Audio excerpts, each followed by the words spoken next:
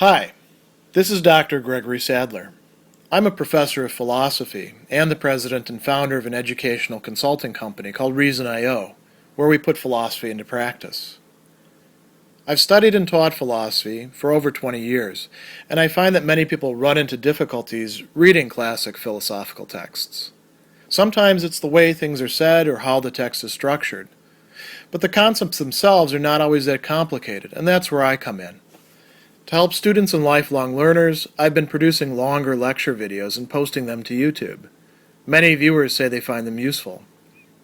What you're currently watching is part of a new series of shorter videos, each of them focused on one core concept from an important philosophical text. I hope you find it useful as well. Early on in Book 2 of his work on anger, in Chapter 5, Seneca is going to bring up a very important distinction between the emotion of anger, which can be very destructive, and something that originates in anger, but which goes beyond it to the extent of making human beings essentially inhumane. And so he frames it in terms of a question. We can think of it in terms of an assertion on his part. We have to ask whether people who often behave like animals, and the word that he uses there is sciviant, which means to rage like an animal, or it's actually used of animals, so people who behave in this way and who take pleasure, gaudent, right, who enjoy the shedding of human blood. And it doesn't necessarily have to be blood that we're fixating on. This is kind of a metonymy, like a part for the whole sort of thing. It could be those who enjoy demolishing other people psychologically. It could be those who enjoy getting people within their power and playing with them. It could be those who inflict other sorts of physical or mental anguish upon others. But those who take delight is another way of translating gaudent in this. And he says, are these people angry? Irascibility, right? Or is there something else going on here that sometimes gets confused with anger? And he says, if you think about this, they kill people from whom they've not received an injury or they've not received a wrong, injuria, right? Injuria is more than just simply damaging somebody or wounding their body or something like that. Nobody has done wrong to them, and they don't even believe that these others who they're forcing into the role of a victim have done so. Existimant, right? They don't assess these others as having harmed them. So you can ask, well, where is this aggression coming from? Where is this desire to harm coming from? And he says, this is not anger, ira, but a greater evil, maius malum, right? An evil greater than evil, or than anger. And since anger is a pretty great evil for Seneca, as he said in other places, this is a really terrible one.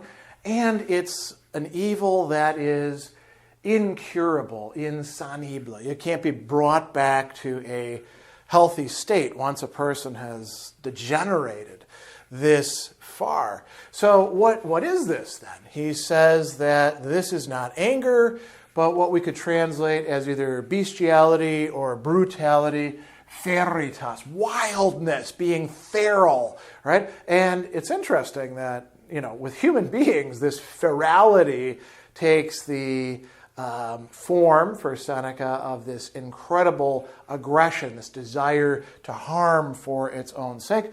Or it can also be understood as another term that he's going to use here and in other places in the work as cruelty, crudelitas, this willingness to inflict pain. Not even willingness, but a prioritization, a desire to inflict pain upon other people. And now he's going to note how this is different from anger. We've already seen one key way. They haven't actually received a wrong or injury, and they don't actually think that they have, but they're wanting to hurt the other person anyway. He goes on and he says that they are prepared to receive injury, right, in order to do harm to the other people. So that tells you what the purpose, the point of this is. They want to hurt other people. They're cool with getting hurt themselves if that's what's required in the process. So they're not doing this because the other person has hurt them. I mean, it could be that other people did hurt them in the past, but this person hasn't. They just want to do something to them.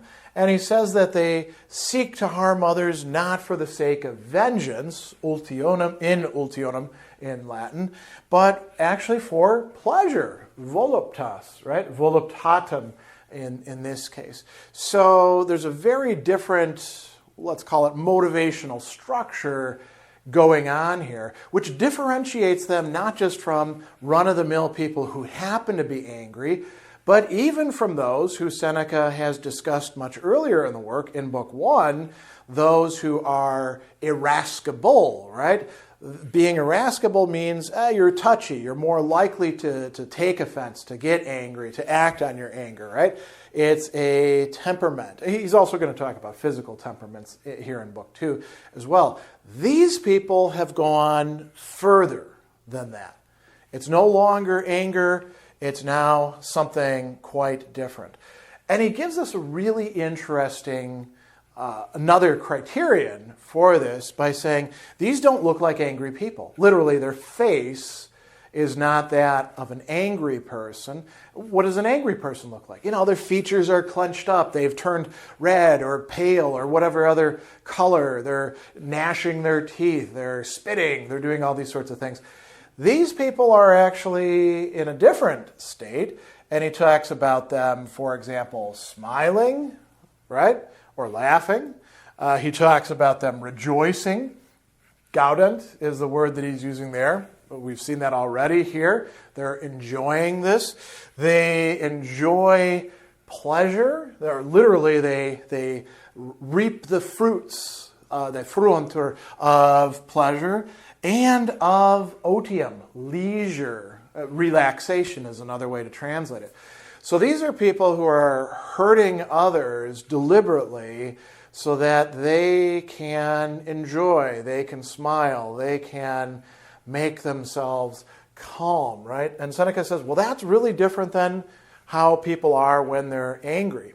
Now, anger does lead to this if you continue it, if there's certain conditions that are met. And so this, is different than anger, but it has its origin, right? Oriter, it arises out of anger. And he talks about a frequent exercise of anger, exercitio, right? So we could translate this as use or attitude towards anger. So when you get angry over and over and over and over again, you are at risk for that anger ceasing to be just anger and slowly morphing into something more dangerous, more inhumane. There's something else that has to happen, a loss of clemency. Now, you should remember that Seneca also wrote an entire book called On Clemency, right? Clementia, this capacity to overlook, to forgive, to take offenses and disregard them or to let them go, right?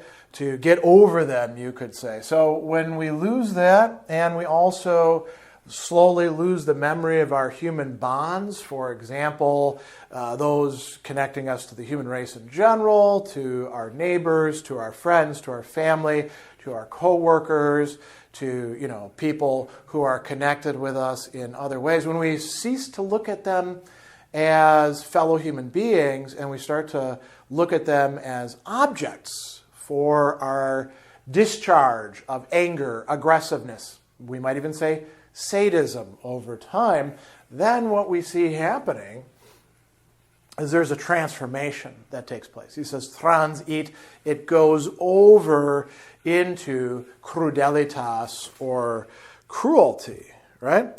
And he says, this has its start from anger, and then it turns into something much, much worse. So that's the process by which it happens. And then he gives a bunch of examples. Here, he gives us the example of Apollodorus, a tyrant who implicated other people in cannibalism, making them take part in that so that his supporters he would have something over them. That's cruelty, not just to them, but the victims. To Phalaris. Phalaris is very famous for having created a brazen bull in which the victims of his cruelty were put inside. The bull would be heated up. They would literally roast to death within it, and they would be screaming. And there was a sort of apparatus to turn their screams into piping, and everybody would gather around and kind of laugh at this as somebody was literally being burned or roasted to death. That's some hardcore cruelty there. He talks about Hannibal, somebody who would be very familiar to the Romans as not only, the great enemy of Rome, who was a brilliant general, but also as somebody who was incredibly cruel, right? So he tells us here, Hannibal, seeing a ditch filled with human blood, he remarked, "What a lovely sight." Again, there's that taking delight in human bloodshed. How much lovelier, Seneca says, would he have found it if he filled some river or lake? And he says, now he's talking to Hannibal, "Is it any wonder you're beguiled by this sight above all, seeing that you were born to bloodshed and became an intimate of murder from your intimacy? For 20 years luck will attend you, supporting your cruelty, and ever show you sights to please your eye, around Lake Trasumene and around Cannae, and finally around your own city, Carthage," where he's defeated, right? And so it's interesting because Seneca here is saying, you couldn't be otherwise. Look at how you were brought up, delighting in bloodshed. And so you became a general in part so you could shed other people's blood and demand that. Volessus, he talks about as well. And Volessus, he says, decapitated 300 men in one day, strode about the corpses with a haughty look as if he'd accomplished something splendid and wondrous, exclaiming in Greek, "Such a kingly deed." And then Seneca says, what would this guy have done if he was actually a king? This is not anger at work, but some greater evil, right? So this cruelty that this guy has. And you notice one of the common elements here, that it's not just a matter of those exercising cruelty, but it's also an exercise of power over others, a power that destroys, a power that tortures, a power that sheds blood for the sake of seeing that bloodshed. And I will point out that these are some on-point examples. Here in Book 3, Seneca is going to discuss a number of other examples of cruelty and ferality or bestiality or brutality. One of the ones that really sticks out is quite late in Book 3, talking about Augustus visiting Vettius Pollio. Vettius Pollio was a guy who had lampreys or moray eels or something like that in a big pool, and he's fattening them up, and the way he's fattening them up is serving them human beings. So there's a slave who breaks a cup, and a crystal cup, so something a little precious, and Vettius, Seneca calls it an unprecedented cruelty, orders that the slave be thrown to these eels, bitten to death, eaten up alive, right, in front of the emperor. And Augustus is like, smash all this guy's crystal.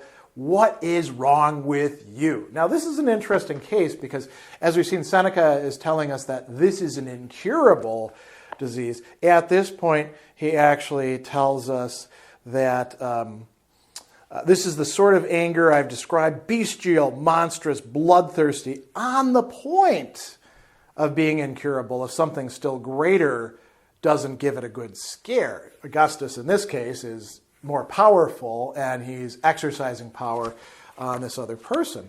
And, we get a lot of examples of kings or military leaders who are doing things that show this kind of cruelty to others. He talks about Darius, the Persian, Xerxes. He talks about, Cambyses as well. He talks about Alexander the Great. He's doing this as a way to give, a dig to Aristotle. Alexander does some bad things. He also does some, traumatization, you could say, of his friends like Lysimachus, who became a terrible person as well.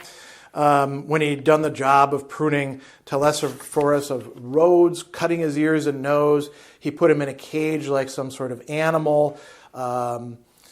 He'd added wasting hunger, squalor, filth of his body. His hands and knees in this cage grew calloused pads, and so he turns this human being, somebody who he had fought against, into just a complete caricature of a human being. And we get some, Roman examples as well. Gaius Caesar gets talked about quite a bit. And so, these are examples of the kind of cruelty that Seneca thinks we can develop into if we have the power over others, and if we go down this line of frequent exercise of anger, losing a humane sense of clemency or forgiveness and our human bonds, we can be transformed into these horrific human beings that do, choose to do, desire to do, prioritize doing damage, harm, torture, and imposing death on other people. So this is very different from, but does arise from, anger, according to Seneca.